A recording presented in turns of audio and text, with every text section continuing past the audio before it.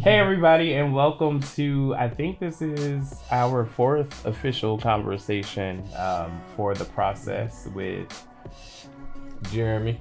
and David here. I gotta say, I think I looked this morning, and I think we got somewhere around 20 people out there that's Sure. watching this content. And I will say, they say that it takes about, you got to commit to like 100 episodes before you start to really see where things pick up. How do you feel about that? Yeah, I mean, at this point, I feel like it's the quality of the conversation, regardless of who hears it or when they hear it. I don't think it's about when or if, but just if there's quality in the conversation, a few people that do hear it, then hopefully there's some kind of inspiration from it, some good come out of it. It's kind of like a reminder of the why.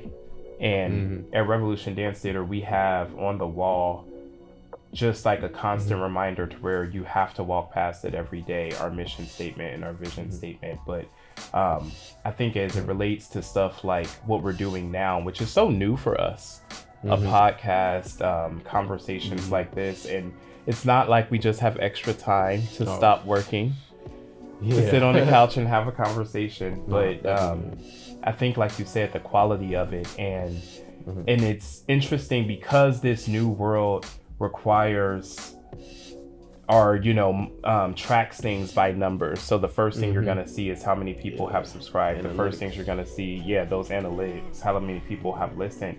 But there's something that we used to say when I was growing up in church, and it was like, even if it's just one, if it touches just one person, then it's enough. And so, I'm grateful for our 20 people that's out there. But I will say that stuff like this, just deciding to listen, whether you're listening on Spotify or Apple Music or watching this on YouTube or Facebook, a simple thing to just decide to listen to this conversation while you're in your car, at your job, working. Those are easy ways that you can kind of help some of what's happening here, because if we see those numbers climb, right?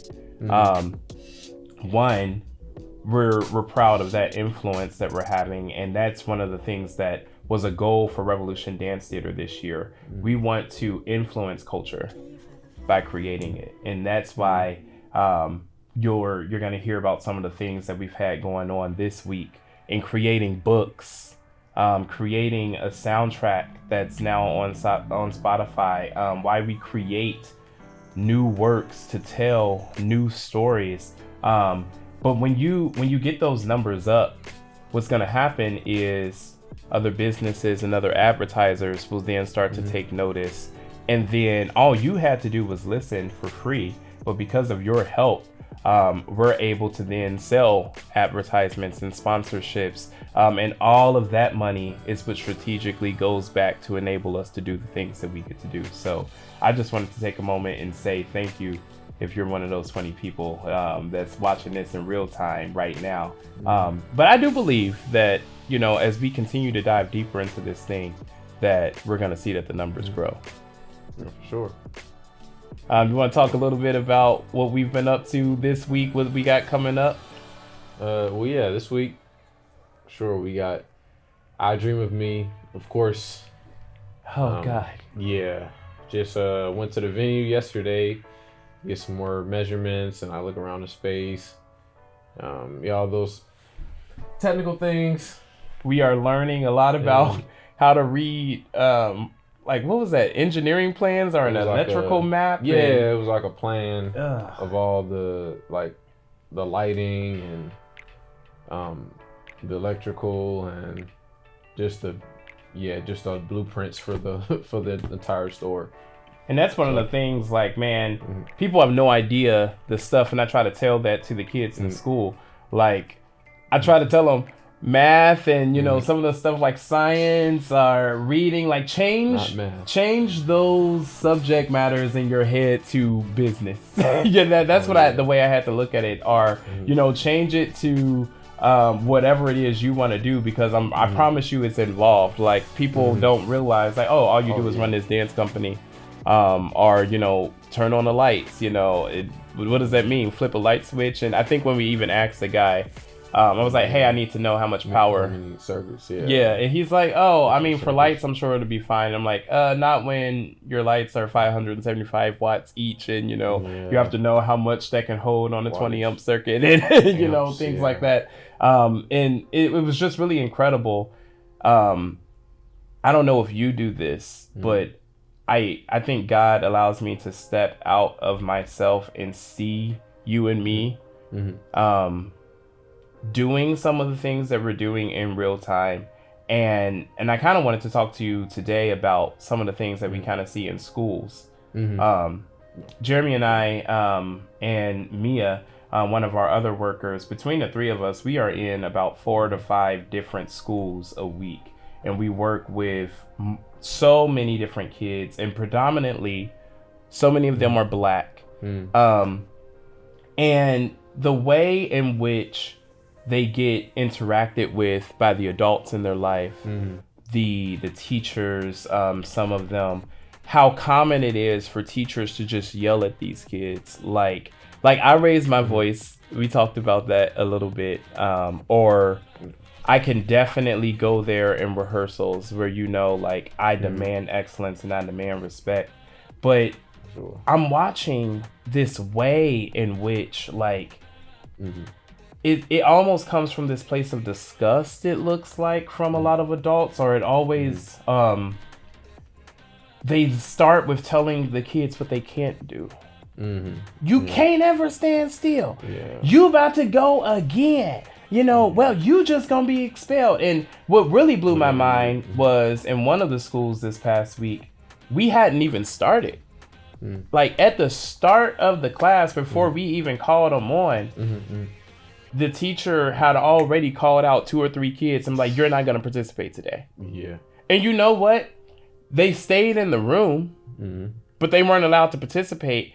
And they were more distracting to what we had going on, sitting off to the side. And I'm confident, like, if you would have let us get our hands on them, like, they'd have been all right. And so I was just really thinking, like, there's a lot of these times we're in these places and spaces with predominantly Black kids, but predominantly white staff. And this is nothing to say about, like, that white people don't know how to talk to Black people. That's not what I'm saying. But what I've noticed is, and we have it on video, check out any of our story. When we're leading that class, these kids that were labeled ADHD, these kids that were labeled, you can't ever stand still, these kids that were labeled, you can't do this, you can't do that, suddenly, this rowdy bunch of kids that were yelling at the top of their lung 5 minutes ago, we got them quiet. We got them standing in first position, holding on by a proud chest, lifted chin. And yes, it requires a conversation. Yes, I will check a kid in a heartbeat. But in the conversation is in knowing how to motivate that kid to do what you want them to do.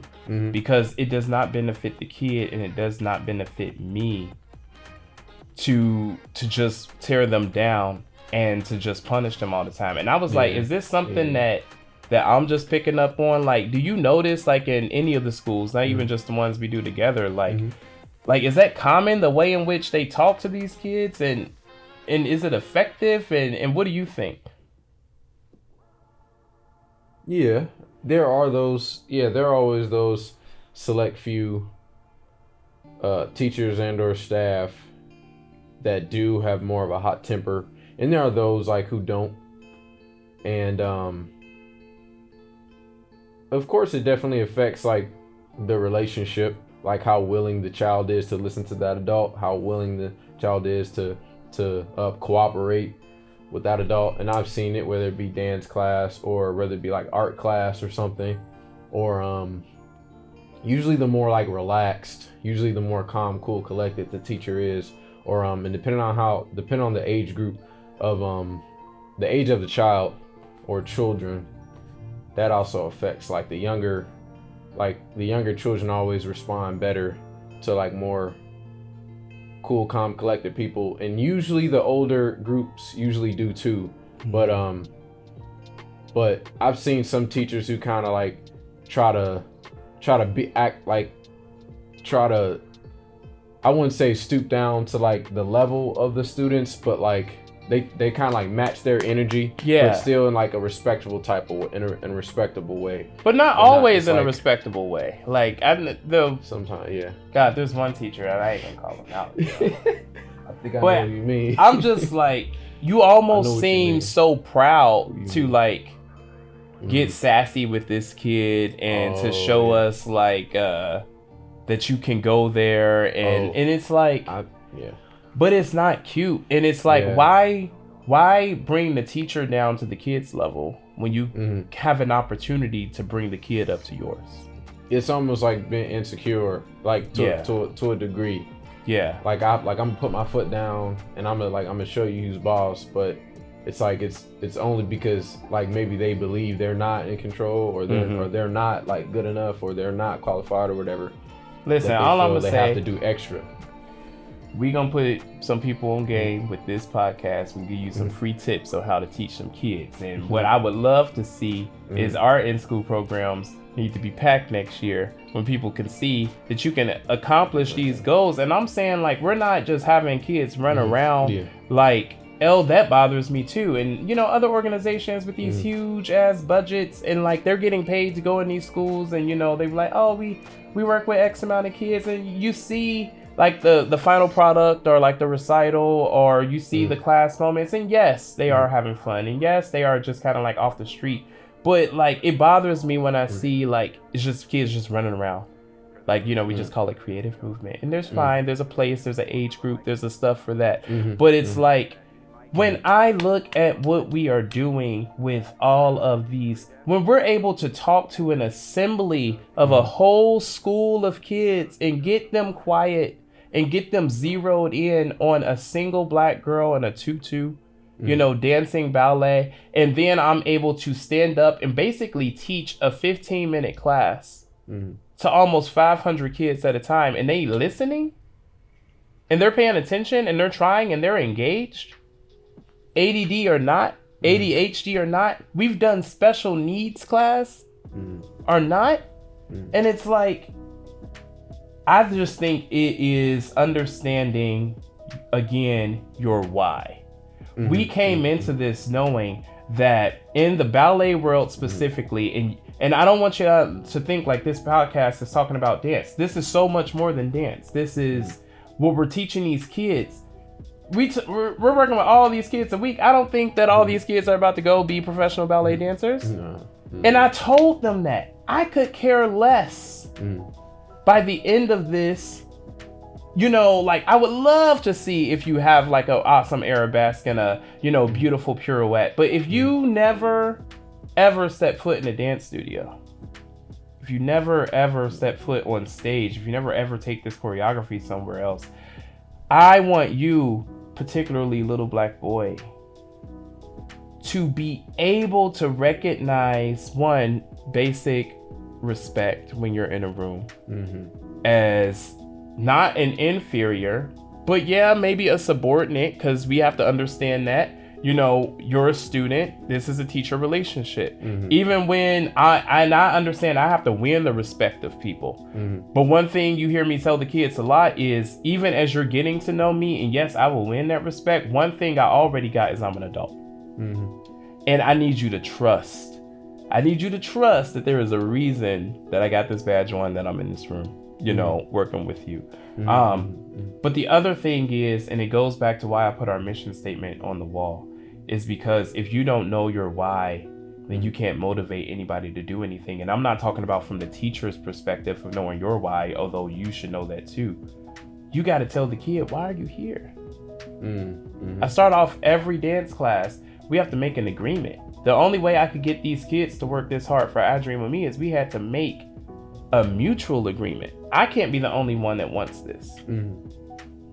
So I asked the kids in the class, do you want to look good? Yeah. Okay.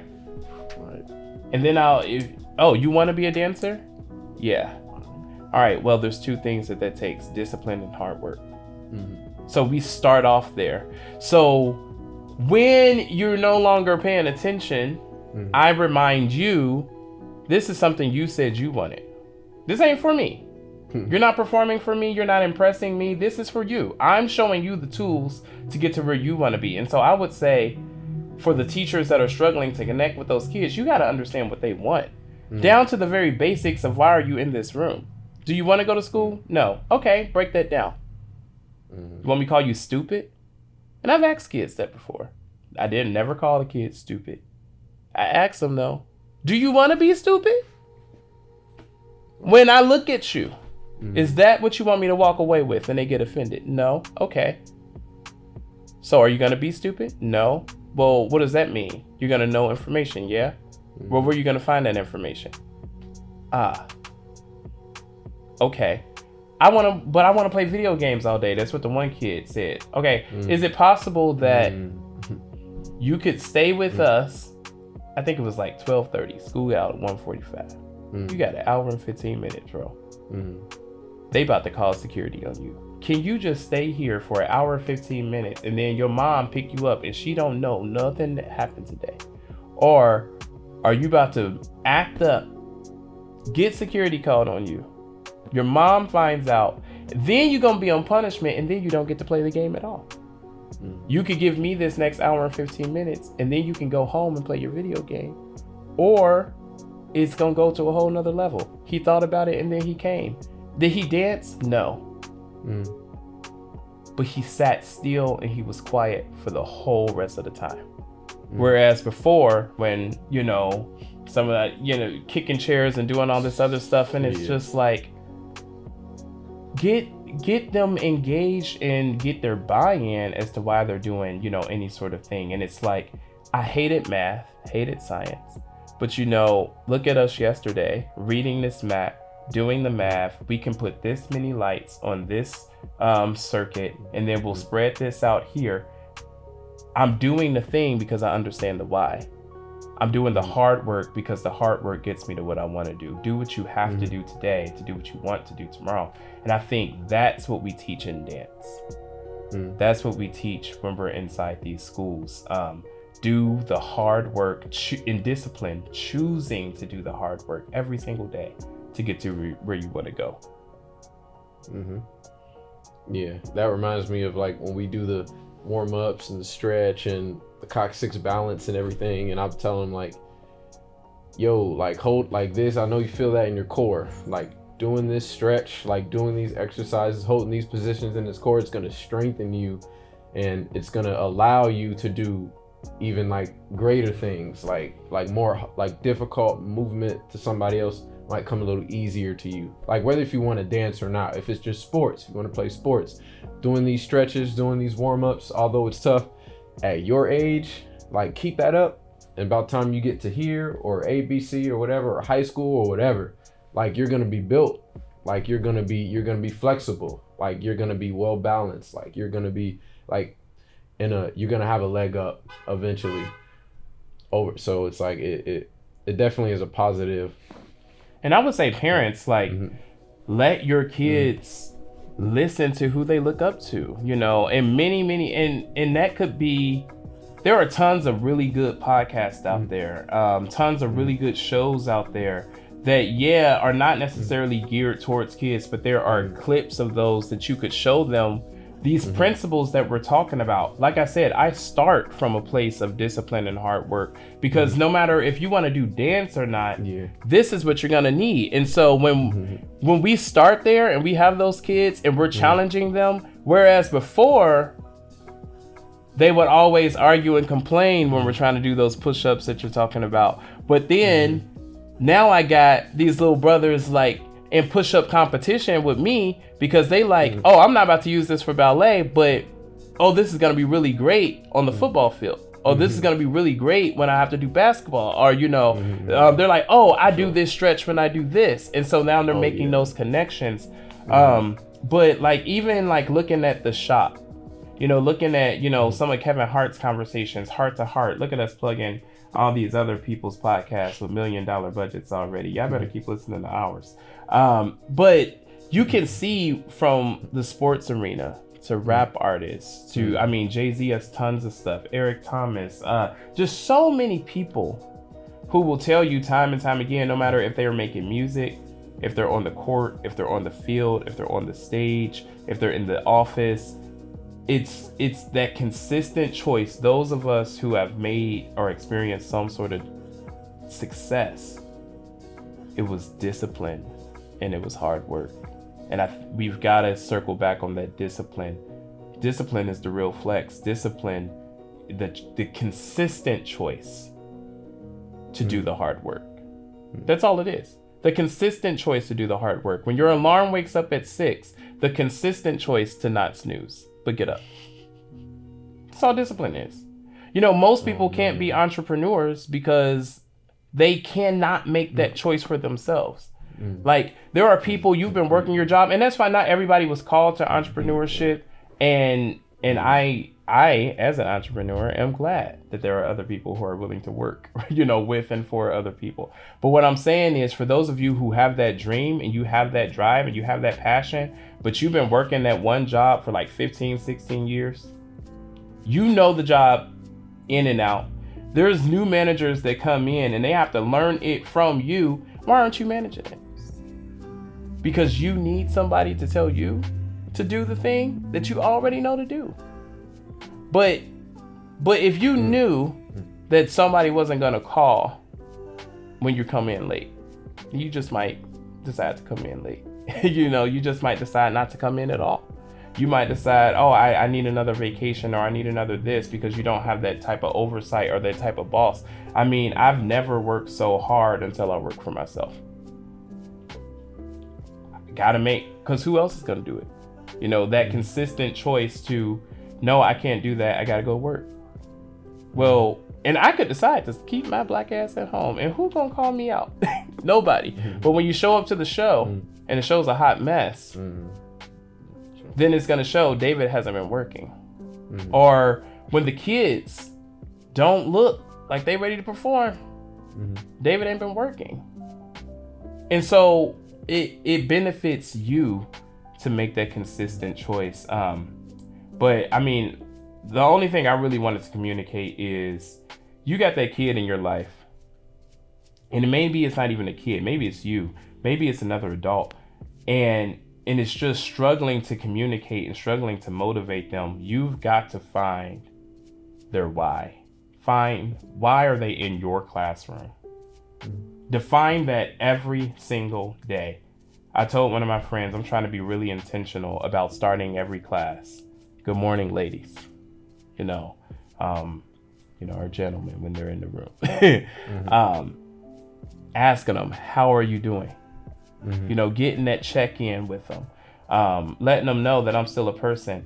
And before, because I don't know when it happens, but when that music comes on, there's a switch, and there is another David, and I am very hard on my kids, and I try to push them to be more, but we got to make that agreement first. Do you want to be a good dancer?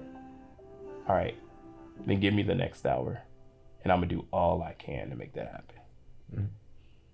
Facts.